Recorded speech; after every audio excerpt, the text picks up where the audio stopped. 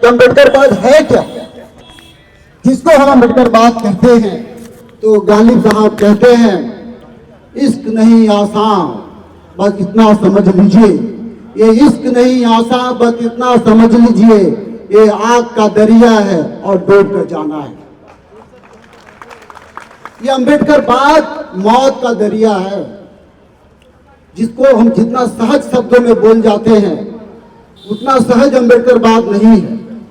उसके लिए मरना पड़ता है, और मरने के लिए जो हमारे पास पैमाना है वो पैमाना ये नहीं कि आप अपने जिंदगी में बीबी और टीवी के साथ, अपने कैरियर के साथ व्यस्त रहते हैं। मरने के लिए जरूरी है कि आप समाज के साथ ऐसा लोहा लें, ऐसा साहस दिखाएं जो इस धरती पे बहुत बुढ़ले लोग दिखाते, जैसे डॉक्टर बी आर अम्बेडकर ने दिखाया है। मैं आपको एंटोनियो ग्राम्सी का एग्जाम्पल देना चाहता हूं। इटली के नाजी सरकार में जब वो थे तो नाजी सरकार ने उनको बहुत सताया। वो चाहते तो नाजी बाव से मुक्त पा सकते थे, अच्छी जिंदगी जी सकते थे, लेकिन जब जेल में डाला इतना यातना दिया गया, इतना यातना दिया गया, और उस यातना की वजह से सड़ा सड़ा कर जेल में मार डाला। ये हमारे एंटोनियो ग्राम्सी इटली की बात है। ऐसे ही बाबा साहब के साथ हुआ कई बार, कई जगहों पे। पूना पैक्ट के दौरान बाबा साहब के गाड़ियों के आगे आग का गोला छोड़ दिया जाता था, मारने का प्रयास किया गया, लेकिन बाबा साहब मौत के आगे झुके नहीं। और हम सब जानते हैं कि मौत का एक दिन मुअय्यन है, मौत सबको आना है, लेकिन हमारा समाज इतना डरपोक समाज है, इतना गिदड़ समाज है कि हर बात से डरता रहता, लगता है कि मौत आएगी नहीं, सबको मरना है। गालिब कहते हैं कि मौत का एक दिन मुअय्यन है, एक दिन मरना तय है, लेकिन हम मौत से इतना डरते हैं कि ऐसा लगता है कि दोबारा मरेंगे नहीं। यहाँ उपस्थित सभी व्यक्तियों को एक दिन मरना है, चाहे वो समाज के लिए करे या ना करे, लेकिन याद उसी का रखा जाएगा जिसकी मौत डॉक्टर बी आर अम्बेडकर की तरह होगी। याद उसी के रखा जाएगा। आप ये ध्यान रखिए कि सोशल मीडिया के जमाने में, सब के जमाने में, इसके बाद बीजेपी मजबूर हो गई डॉक्टर बी आर को अपनाने। हालांकि वो अपने से नहीं अपनाती, कांग्रेस मजबूर हो गई, हर पार्टी मजबूर है डॉक्टर बी आर को अपनाने के। क्या हमारा समाज डॉक्टर बी आर अम्बेडकर की तरह नहीं कर सकता? क्या केवल हम यूनिवर्सिटी कॉलेज में प्रोफेसर बन के अपनी जिंदगी को बिता सकते हैं? तमाम प्रोफेसर भारत में हैं, लेकिन कुछ प्रोफेसर रतन लाल की तरह हैं, रितु सिंह की तरह हैं, अमेरिका के कई प्रोफेसरों की तरह हैं, जिन्होंने अपने जान की बाजी लगाकर दिखाया कि समाज में मरने से ज्यादा इंपॉर्टेंट है कि आप अपनी डिग्निटी के साथ जिए, अपने स्लेवरी को तोड़िए। लेकिन साथियों, हमारी डिग्निटी रोज मरती है। हम रोज सवालों पे सवाल दर करते हैं। कोई हम पे पेशाब करता है, कोई हम पे थूक देता है, कोई बलात्कार करता है, लेकिन ये समाज बदला लेने के लिए आतुर नहीं है कि उन्हें दिखाता है कि हम सड़क पे आकर के एक हंगामा कर दें और उसके बाद हमारा कार्यक्रम पूरा हो जाता है। जैसे हम अम्बेडकर जयंती मनाए और चले गए, क्या हमारे ऊपर अत्याचार रुका? क्या हमारे ऊपर पेशाब करने वाली बात रुकी? मध्य प्रदेश की घटना है जहां पे एक दलित को मारा जाता है, मणिपुर में आदिवासियों को नंगा कर दिया जाता है, लेकिन हमारा समाज जग नहीं रहा है।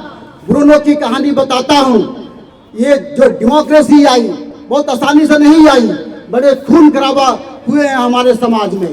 तो ब्रूनो नामक एक वैज्ञानिक था जो चर्च के खिलाफ इटली में आवाज उठाता है और राजा उसको सजा देता है। सजा देने के बाद तरह तरह की यातनाएं देता है, जेल में डालता है, जेल में गर्म पानी से, कभी ठंडे पानी से नहलाया जाता है, फिर राजा के पास आता है। राजा पूछता है क्यों अब चर्च के खिलाफ बोलोगे? तो उसने क्या शब्द कहा?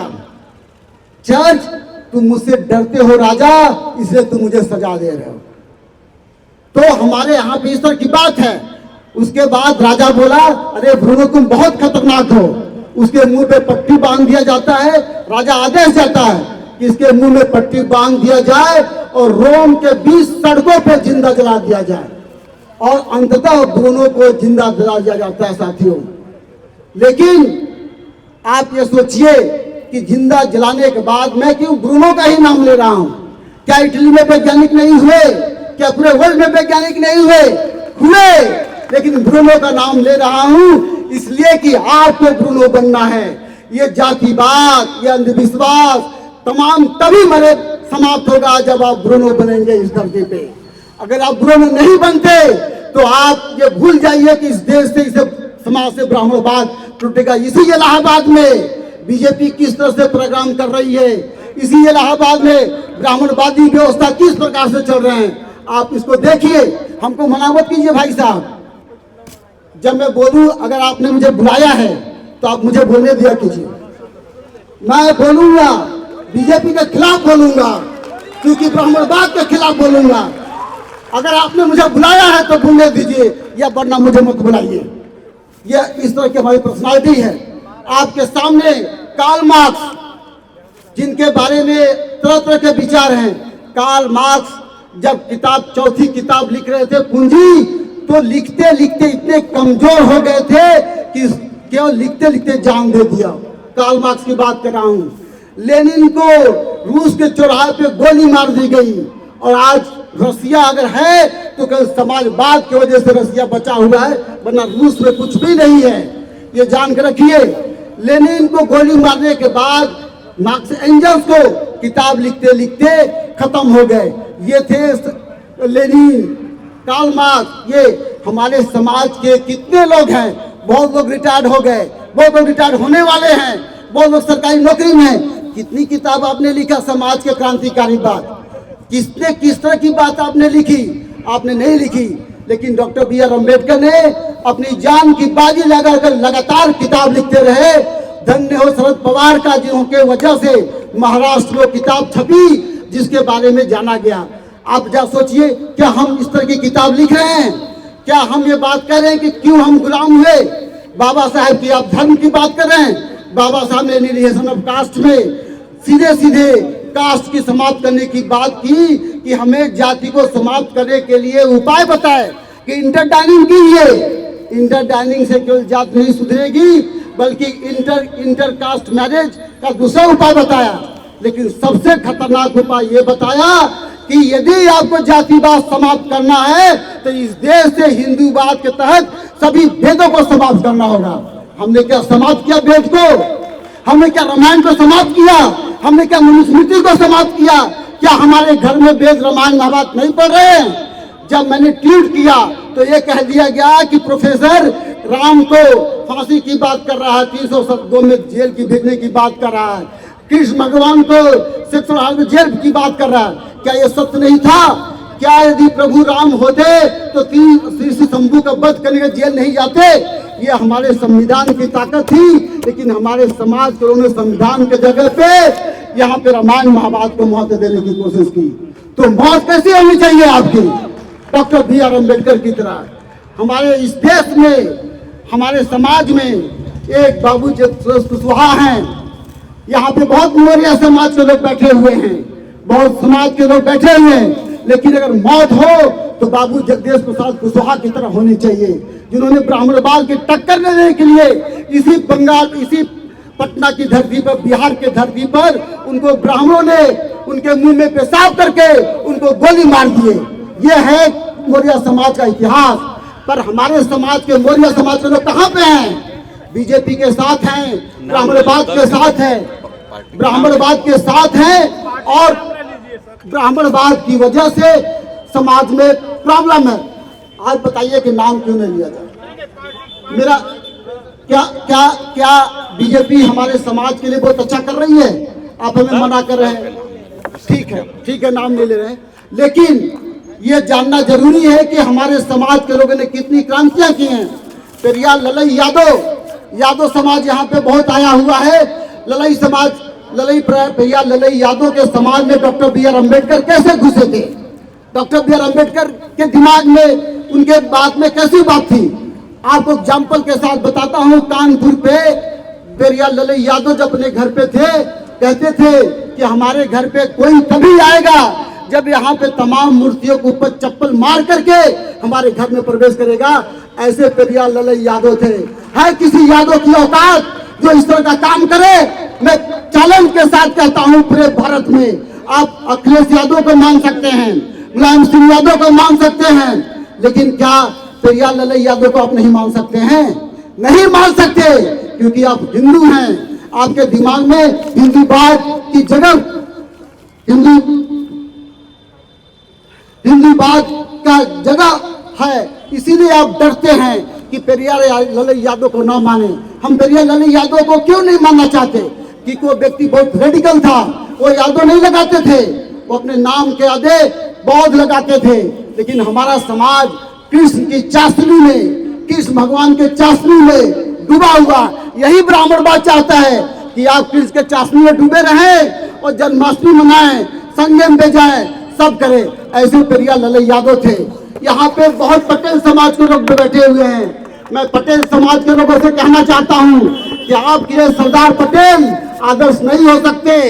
आपने यहाँ पे सरदार पटेल का फोटो भी लगाया है। सरदार पटेल ने क्या किया है पटेलों के लिए, मुझे बताइए। सरदार पटेल ने दलितों के लिए क्या किया है? लेकिन मैं ये कहना चाहता हूँ कि पटेल समाज के लोग ये जान लें कि यदि आपके अगुआ कोई हैं तो रामस्वरूप वर्मा है।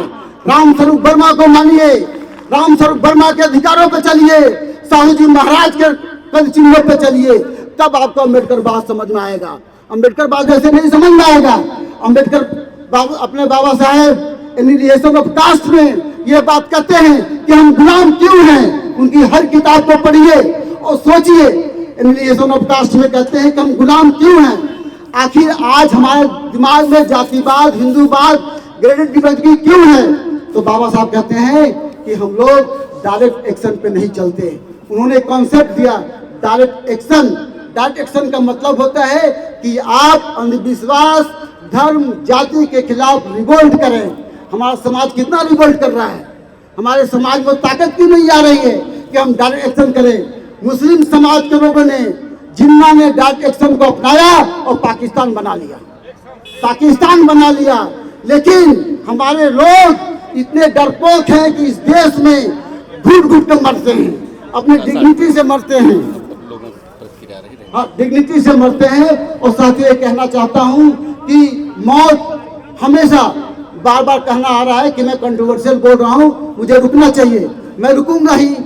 मुझे बनना है, जब मैं मरूंगा तो आप फोटो डालिएगा, मेरा इस पर्दे पर फोटो डालिएगा और कहिएगा डॉक्टर विक्रम जिंदाबाद। यही होना है, यही होगा ही, ये तय है। लेकिन मैं आपको कहना ये चाहता हूँ दोस्त कि धरती पर एक बार आए हैं, मौत सबकी होगी, मौत हर व्यक्ति की होगी। लेकिन मौत से अब डरिए नहीं, घबराइए नहीं। तहजीब हाफी की तरह, हबीब जालिब की तरह, भगत सिंह की तरह मौत मरिए कि आने के बाद आपकी पीढ़ी आपको याद करे और ये कहे कि मेरे खून का सूरज चमकेगा तो बच्चा बच्चा बोलेगा मैं बागी हूँ, मैं बागी हूँ, चाहे जिस नाम से पुकारो। जय भीम, जय भारत।